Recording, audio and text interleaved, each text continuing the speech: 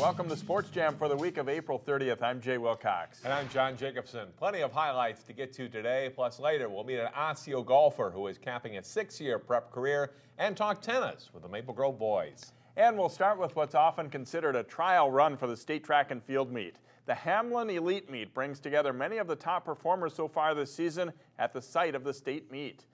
In the boys 4x200 relay at Hamline, Wayzata's Jeff Borchard anchors a close race and ends up winning it for the Trojans in the gold.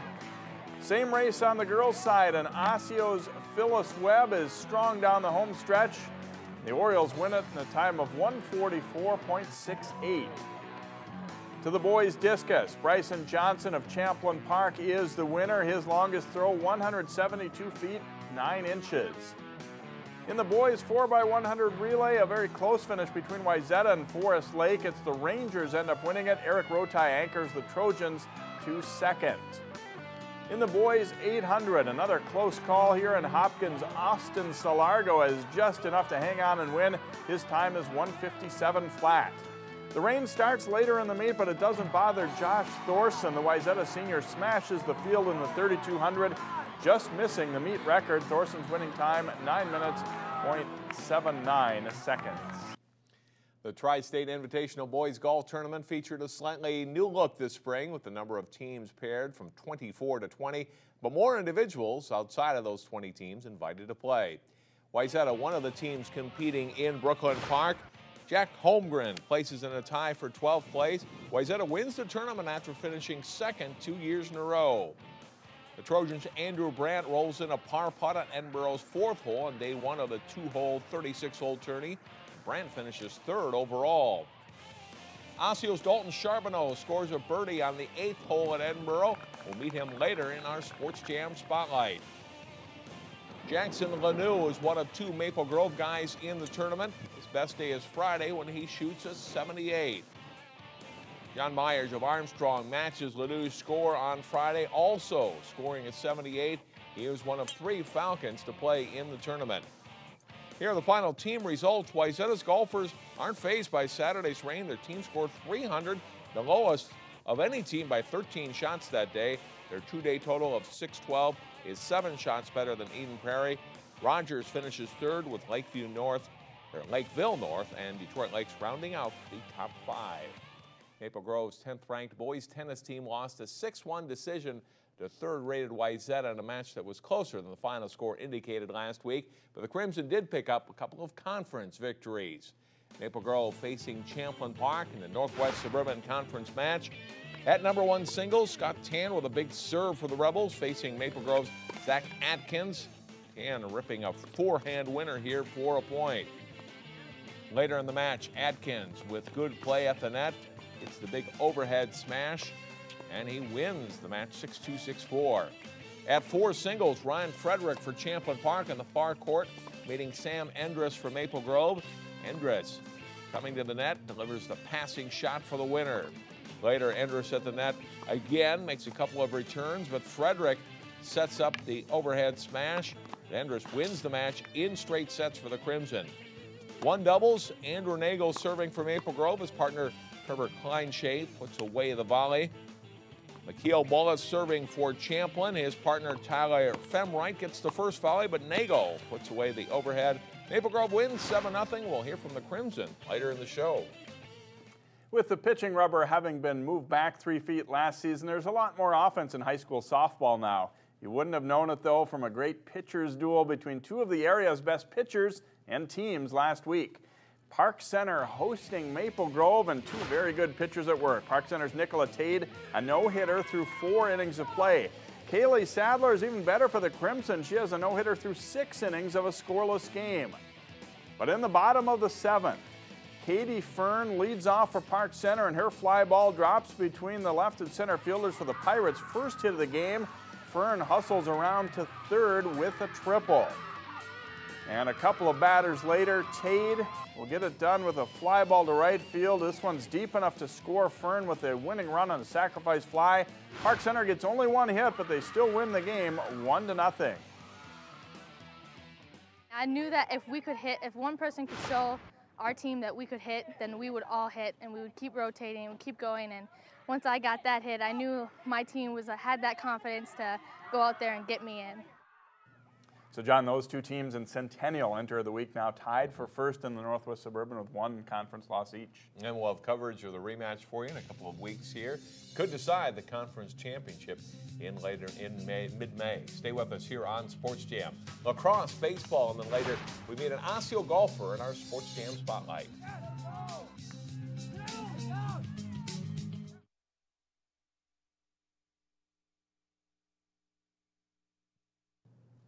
Welcome back to Sports Jam, and time to talk lacrosse. Benilde St. Margaret's will try to repeat winning state despite season-ending injuries to standouts Christian Horn and Will Hosley.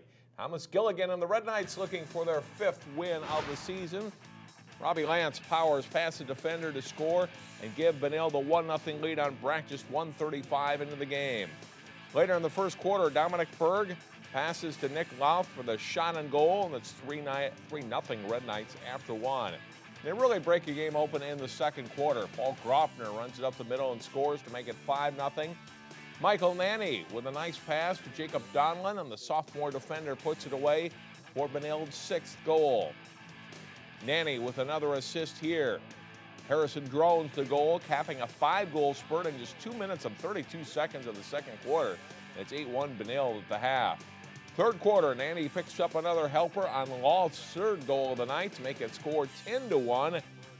Breck freshman David Husband, that's all 3 of the Mustangs' goal. The Red Knights still win easily, 14-3 the final. Wayzata and Hopkins boys lacrosse teams each had pretty slow starts this season. They played a tight game at Hopkins last week. Patrick Wardell will thread a pass to Alex Sorensen on the move, and he scores to make it 4-3 in favor of Wayzata. Nice shot there. Quick passing for the Trojans all the way around to the left side with it, and Eric Fong rips the shot home, and Wayzata goes up 6-3. Hopkins, though, storms back. This is almost a copy of that last highlight. This time, though, it's Hopkins. Griffith Woodyard scoring, and they get within 7-5. Kyle Law sneaks a great pass to Ryan Azuka for the quick shot as he's knocked down, and the Royals get back within 7-6 at halftime. And they come all the way back to tie it as Azuka works his way through the defenders in close, and he'll make it an 8-8 game with that goal. But it's Wayzata pulling this one out. Akash Batra takes the pass and slips a low shot in. The Trojans get their 2nd straight win, 10-9 is the final. The Benilde girls are on a good roll after 2 season-opening defeats in lacrosse. The Red Knights looking for win number 5 on the season. They face Totino Grace. The Eagles' Holly Franson works her way out front and scores. It's 3-1. Franson strikes again from the free position. Totino Grace lights it up early. They go up 5-1. The Red Knights get it going, though. Bailey Forcier to Abby Sisk in front. They trail 6-2. Second half, and Grace Curvada passes to Danielle Kelleher for the Totino Grace goal. That gives them an 8-4 lead. Benilde turns it up, and they tie it here as Brittany Wheeler spins away from the D and fires the shot home to make it 9-9. Molly Adam puts Grace back in front, running up the middle, and she scores to make it 11-10 Eagles. Late in the contest, though, Forcier spins in close and nets a goal to tie it at 11-all, and we're going to overtime. Abby Sauer gives Benilde the lead with this goal, and the Red Knights rally for a 13-11 overtime win. Also playing well, Maple Grove's girls lacrosse team, the Crimson facing Anoka. Cassie Seibert bouncing a shot in there for the Crimson, tying the game at 3. Jewel Greenwald scores for the Tornadoes, and they go back in front. Brittany Thronson passes from behind the net to Michelle Lynch for the Crimson, and it's 4-4. Late in the first half, Thronson takes it herself. This time she comes out front to score for a 7-4 Crimson lead. Second half play, Anoka's Crystal Marshall weaves through the Maple Grove defense and scores to make it 7-5. From the free position, Helena Wynn scores to what proves to be the game winner. Maple Grove holds off and Anoka rally to win it 10-9. In prep baseball, Champlin Park entered last Thursday's game with Osseo, having won 5 straight conference games in the Northwest Suburban, while the Orioles had taken 4 of their last 5. Those two clubs meeting at Osseo. Top of the third, Jeff Moe pounds a ball to deep left field. It's gone for a 2-run homer It's all Rebels at this point, 6-0 Champlain Park. Bottom of the third, Osseo's Brett Moody drills a shot to the fence. It scores Alex Ernest. It's a triple for Moody, and it gets the Orioles on the board. To the bottom of the seventh, Osseo down 6-2, but they rally. Bases loaded. Sam Christopherson with a fly ball to right field corner. All three runners score, and it's a 6-5 game. Then Tony Steins, base hit, brings home Kendall Pringles, and we go to extra innings. Top of the eighth inning. The Rebels put on the squeeze. Bryce Marquardt gets the bunt down. Calvin Spencer scores the go-ahead run. Matt Smith strikes out Moody to end the game, and Champlain Park wins 7-6, the final. Maple Grove is looking to repeat as Northwest Suburban Conference champ. The Crimson played a road game against their district rival Park Center. In the second inning, Isaac Collins with a hot smash past second. Jack Kubelbeck is the second of two runners to score on the play as the Crimson go up 2-0. Same inning, and Logan Hershey drops a hit into left center. Collins comes around to score from second base to make it 3-0. Maple Grove gets one more in that inning, and they take a 4-0 lead through two. Park Center gets one back as Austin Ledeen drives a hit past shortstop. Tyler Stroh scores on the play, and the Pirates are within 4-1. Darby Carlson's team, though, breaks it open in the fourth. Shea Torgerson with a fly ball to left that's deep enough to score Roman Collins on a sacrifice fly. That one makes it 7-1 Crimson. Park Center does battle back to within 4 by getting a pair of runs in the fifth, including an RBI ground up by Brendan Budnick that scores Corbin Kraus. But it's Maple Grove getting the last 3 runs as they win this one by a score of 10-3. Also in prep baseball, Cooper hosting Spring Lake Park. Grant Kirkbride bounces to the left side. Nice play by the shortstop, but Ryan Schultz is safe at third. Zach Terrace scores, and it's 1-0 Cooper. Later in that second inning, Sam Morgan with a big hit for the Hawks. His drive clears the right fielder's head. Schultz, Kirkbride, and Mark Girding score on a triple for Morgan. Cooper with 6 runs in that inning. After Spring Lake Park pulls within 6-4, Cooper adds 3 in the sixth as Nawan Norke drives the ball deep to left center with the bases loaded. Morgan and Jay Tonsiger are the second and third to score on Norke's double. That makes it 9-4 Cooper. After loading the bases and getting 1 run in the seventh, though, the Panthers' Caleb Axelson lines to Kirkbride at short. He steps on second for a double play. Cooper wins it 9-5. It was very important because, I mean, if we didn't do that inning, it could have been all the way around the score. And this is a really big win. Breck's baseball team has a new head coach this spring in Brian Wright, and the Mustangs have already matched their win total from a year ago. Breck at home last week hosting their rivals from Blake. Top of the first inning, Austin Lohman and Tyler Hudson work a nice 3-6-3 double play to end the frame. The Bears do get on the board in the top of the third. Orion Olson with a hit to left. Blake Shawopski scores to make it 1-1. The fourth inning is a big one for Breck. Lucas Willie with a base hit that scores Bennett Johnson. And then it's Lohman with a 2-out bases-loaded single that brings home Hudson and Connor Anderley. 6 runs in the inning for Breck and a 7-1 lead. Blake tries to rally in the sixth. Shawopski drops the hit into right center field, and it scores 2. Shawopski legs out a triple, and it's a 7-3 game. But Blake goes 1-2-3 in the seventh, and Breck wins a final score of 7-4. So Breck had 6 wins a year ago, already 6 in April this spring. And none more sweet than beating Blake. Yes, I think right. we find that out in just about any sport. And congratulations to the Mustangs. Straight ahead in our Sports Jam Spotlight, meet an Osseo golfer who is playing very well in his senior season at the end of a long high school career.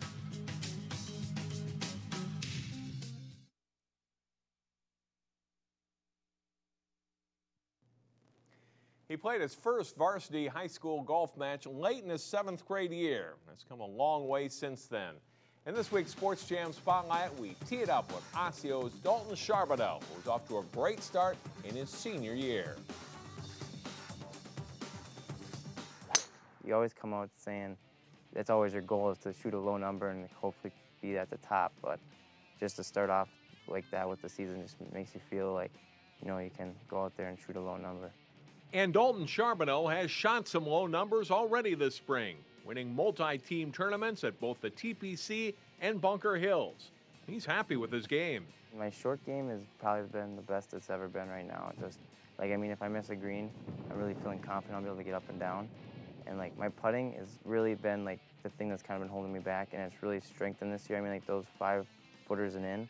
The senior is a two-time state tournament qualifier, finishing 20th a year ago. A much higher finish, yes, even a state title, is something Dalton is shooting for this spring. It's always like my goal going into events, trying to prepare myself, just try to keep myself mentally focused and know that whenever you hit a bad shot, you're never out of it. Just stay in it and go for the win. His success does not come without hard work. Dalton works long hours on his game year-round, sometimes in his own living room, perfecting things he's learned from swing coach Adam Julie. If I had the chance, I'd go in there and hit a few shots when I could, just keep the swing going. But if I was really trying to work on a new drill or a new swing thing that Adam would teach me, I'd go in there for an hour, like 2 hours, 2.5 hours, and just keep doing the same drill, repeat it over and over, and just get that thing down. The Charboneau house sits next to open land owned by the city of Brooklyn Park.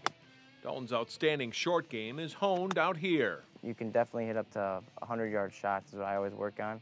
And I mean, if you want to hit up to 130-yard shots, you can. But it's mostly just like from 100 yards and in, I'm always working on just getting like the right distance, counting it off, and making sure like you're hitting it solid, straight, like hitting it well at the hole. While possessing the physical skills to shoot a low number, Dalton's teammates see how hard he works and how mentally tough he is on the course. He is the best mental game I've ever seen in my life. And I mean, I'm only 16 years old, and I haven't played with as many golfers as, you know, maybe him, but if anybody, he has the best mental game. And, you know, he doesn't let anything get to him, which is just really great. It's cool. Wish I could, you know, be like that. I think what separates him is his work ethic. He is the first one to arrive at practice. He's the last one to leave. He's very conscientious about improving his swing, and he puts a lot of time into it. I always want to like get better, and I feel like that's really helped me. I mean, Sundance, some days if I don't feel like playing, I'll just really go to the range, hit a few buckets, really work on putting, and then sometimes I'll just go to Edinburgh and do the same thing. They got a nice practice facility where I'll just hit bunker shots for an hour and then putt some more, and then, I mean, sometimes I'll be out there till 7, 8 o'clock, and then I'll come home. And when he gets home, there's homework to do. And Dalton is more than holding his own in the classroom, too.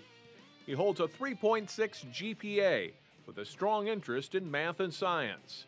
I love math, like that's my favorite subject, and then I'm taking physics this year and I really enjoyed it. I mean, I like, and also like chemistry. I kind of like the science and like all the math that goes into it. So those kinds of things are more of my things that I like.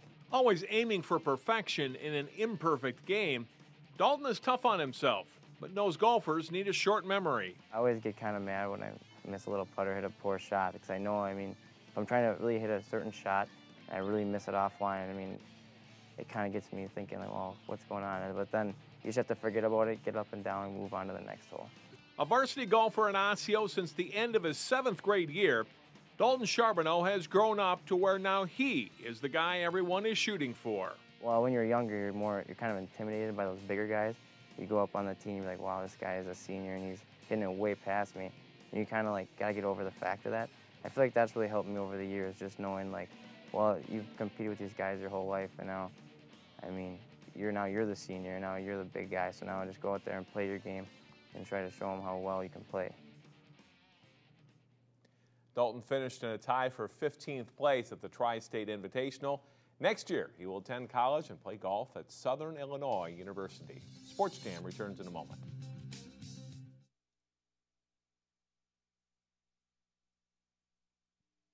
Welcome back to Sports Jam. It's really been a breakthrough season for the Maple Grove boys tennis team. They've had a good program, but really stepping it up another notch this year. And we're joined by a couple of their seniors and also Coach J.C. Lippold, and starting with Sam Andrews. And how much fun has it been to see the progress this program has made in these last couple of years, and then this year kind of going up and really doing well? It's been wild.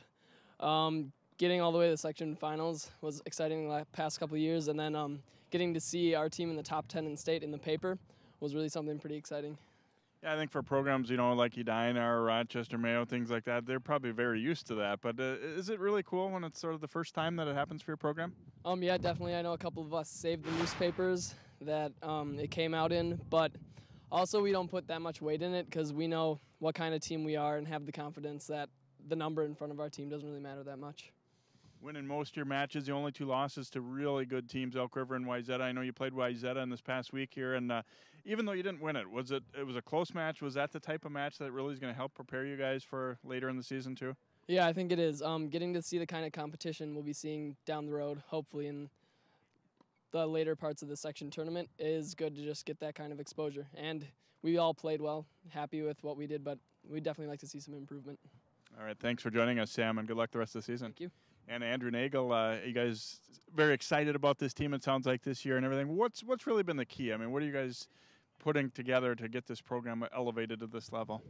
I think it's a combination of the off-season work we've done and also what our coach has been telling us this whole entire year. And we're just, even though we have a couple losses, he's just telling us keep our heads up. We're working towards our last match. It's something that kept us focused and kept us playing well. Do you consider being ranked a pretty big deal? You know, it's nice to see. It's a nice little thing to have in the back of your mind. But as Sam said, it's a number. It doesn't mean anything. The ranking doesn't guarantee you anything. You got to go out there and play. I know you guys, as Sam said, have been close these last couple of years to reaching that state tournament. Is that really kind of the #1 goal that you guys have in the back of your mind? Getting there and advancing far in the state tournament is something we definitely have in our minds. I know the day after we lost last year, it's been the front thing in my mind every single day. Beating Mounds View, and we're confident we're going to do it. All right, congratulations on a very good season so far, and have fun the rest of the way here too. Thank you. And J.C. Lippold, the Crimson head coach. I know you had a good one with Wayzata. The 6-1 score doesn't tell the whole story. Was that a pretty good, judgment on your team as far as playing against a good competition like that? Yeah, it's kind of hard to get the top tier teams within the schedule. And this year playing teams like Wayzata and Hopkins and Minnetonka, Mounds View, Forest Lake, St. Paul Harding. First of all, the fact that they're willing to put us in their schedules. Second of all, playing a 3-hour match with state runner-up last year, Wayzata. 4 3-set matches. Them coming in, expecting a quick match. Their bus was here 5:15, ready to go, and we were out of here about 7:15, and we felt really good about what we did. We still got 4 more weeks to get ready for that section, so we're ready to go. Sounds like a very busy stretch for you guys too. Is that a good thing, or are you concerned about the guys getting worn down a little bit? Yeah, we're being really progressive and really careful with how we take each match, making sure not to work too hard on practice days, just going out and burning on both ends, but making sure we're really careful with what we're working on, what we're spending time on. Right now we're in the middle of 12 matches in 12 days, and these guys, we've had no sickness, no injury. Positive energy does go a long way with keeping people healthy. All right, Maple Grove head coach J.C. Lippold, the Crimson 5-1 in conference play, and a busy week in this week ahead. We'll be back to wrap up Sports Jam for you here in just a moment. A small Plymouth medical device company will soon merge with a multi-billion-dollar global leader in healthcare. For decades, this was a hub of activity with the presses running sometimes 80 to 90 hours a week. The Minnesota DNR found DNA evidence of Asian carp in areas north of the Coon Rapids Dam. One of the most important security features is this building is its own standalone structure. Tussler gets the steal.